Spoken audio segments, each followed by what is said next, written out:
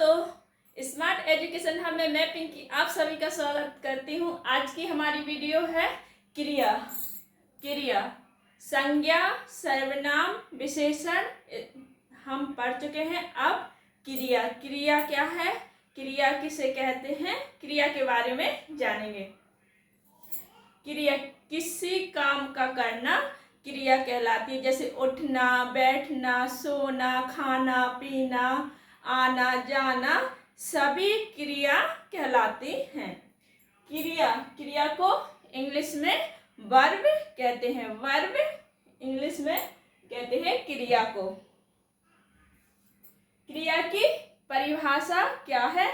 क्रिया परिभाषा, जिस शब्द से किसी कार्य का होना या करना समझा जाए उसे क्रिया कहते हैं। जिस शब्द से किसी कार्य का होना या करना समझा जाए उसे क्रिया कहते हैं। जिस शब्द से किसी कार्य का होना या करना समझा जाए उसे क्रिया कहते हैं। जैसे खाना, पीना, उठना, बैठना, सोना आदि। जैसे खाना, पीना, पढ़ना, सोना, हंसना, रहना, रोना आदि, यह सभी क्रियाएं हैं। धातु, धातु किसे कहते हैं। धातु क्रिया के मूल रूप, क्रिया के मूल रूप में जो जोड़ते हैं वह धातु कहलाते हैं। जैसे क्रिया के मूल रूप मूलांश, मूल रूप मूलांश को धातु कहते हैं। धातु से ही क्रिया शब्द का निर्माण होता है। इसलिए क्रिया के सभी रूपों में धातु उपस्थित रहती है। धातु क्रिया के मूल रूप मूलांश, मूलांश को धातु कहते हैं। धातु से ही क्रिया शब्द का निर्माण होता है। इसीलिए क्रिया के सभी रूपों में धातु उपस्थित रहती है। क्रिया के सभी रूपों में धातु उपस्थित रहती है। जैसे चलना, चलना क्रिया में चल धातु है। चलना क्रिया में चल धातु है। जैसे पढ़ना क्रिया में पढ़ धातु है। पढ़ना क्रिया में कौन सी धातु है। पढ़ना क्रिया में पढ़ धातु है। प्राय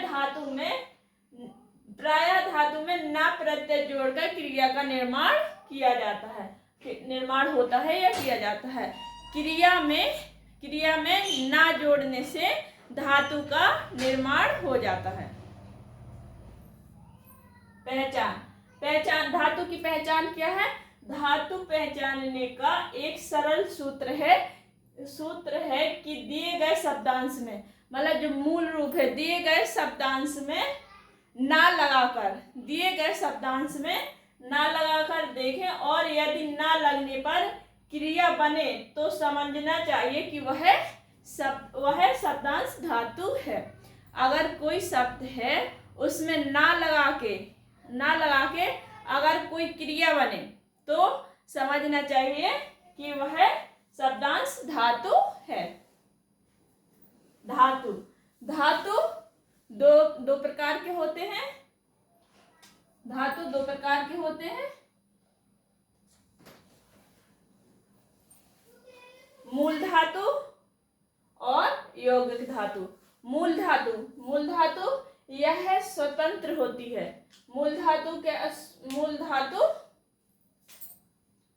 पहला है मूल धातु और दूसरा है यौगिक धातु। मूल धातु यह स्वतंत्र होती है तथा किसी अन्य शब्द पर निर्भर नहीं होती है। मूल धातु स्वतंत्र होती है तथा किसी अन्य शब्द पर निर्भर नहीं होती है। जैसे जा, खा, पी, रह आदि। जैसे जा, खा, पी, रह आदि, यह स्वतंत्र मूल धातु क्रियाएं हैं। यौगिक धातु मूल धातु में प्रत्यय लगाकर कई धातुओं को संयुक्त करके अथवा संज्ञा और विशेषण में प्रत्यय लगाकर बनाई जाती है। मूल धातु होती यौगिक धातु, जो यौगिक धातु होती है वह है यौगिक धातु। मूल धातु में प्रत्यय लगाकर कई धातुओं को संयुक्त करके अथवा संज्ञा और विशेषण में प्रत्यय लगाकर बनाई जाती हैं। प्रत्यय लगाकर मूल धातु यौगिक धातु बनाई जाती है। संज्ञा विशेषण यह प्रत्यय लगाकर बनाई जाती है। रचना की दृष्टि से क्रिया के कितने भेद हैं? रचना की दृष्टि से क्रिया के दो भेद हैं, एक रूढ़ धातु और दूसरी यौगिक धातु। रूढ़ क्रिया और दूसरी यौगिक क्रिया। रचना की दृष्टि से दो क्रिया हैं। रचना की दृष्टि से क्रिया के दो प्रकार हैं। पहला रूढ़ क्रिया और दूसरा यौगिक क्रिया। रूढ़ क्रिया मूल धातु से बनी क्रिया को रूढ़ क्रिया कहते हैं। जो क्रिया मूल धातु से बनी होती है उस क्रिया को रूढ़ क्रिया कहते हैं। जैसे पढ़ना, पढ़ा, पढ़ी, पढ़ेगा, पढ़ेगी आदि। यह पढ़ धातु से बनी है, पठ धातु से बनी है। पढ़ना, पढ़ा, पढ़ी, पढ़ेगा, पढ़ेगी आदि रूढ़ क्रियाएं हैं। यह सभी रूढ़ क्रियाएं हैं जो पठ धातु से बनी है। दूसरा यौगिक धातु, यौगिक धातु से बनी क्रिया को यौगिक क्रिया कहते हैं। यौगिक धातु से बनी क्रिया को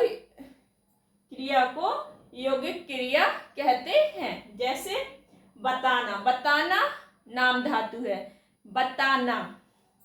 कहला देना संयुक्त क्रिया। और पढ़ाना फर्स्ट प्रथम प्रेरणार्थक क्रिया। पढ़ाना प्रथम प्रेरणार्थक क्रिया और पढ़वाना द्वितीय प्रेरणार्थक क्रिया। पहला है जैसे यौगिक धातु, जैसे बताना नाम धातु क्रिया, कहला देना किसी से कहला देना संयुक्त क्रिया है, कहला देना संयुक्त क्रिया। और पढ़ाना पहली प्रथम प्रेरणार्थक क्रिया और पढ़वाना द्वितीय प्रेरणार्थक क्रिया कहलाती है। यौगिक क्रिया 4 प्रकार की होती है। प्रथम पहली नाम धातु क्रिया और दूसरी संयुक्त क्रिया, तीसरी फर्स्ट प्रेरणार्थक क्रिया, प्रथम प्रेरणार्थक क्रिया और चौथी द्वितीय प्रेरणार्थक क्रिया। दोस्तों, क्रिया का दूसरा पार्ट जल्द ही अपलोड होगा। आप मेरे चैनल को शेयर कीजिए, सब्सक्राइब कीजिए और लाइक कीजिए। जय हिंद, जय भारत।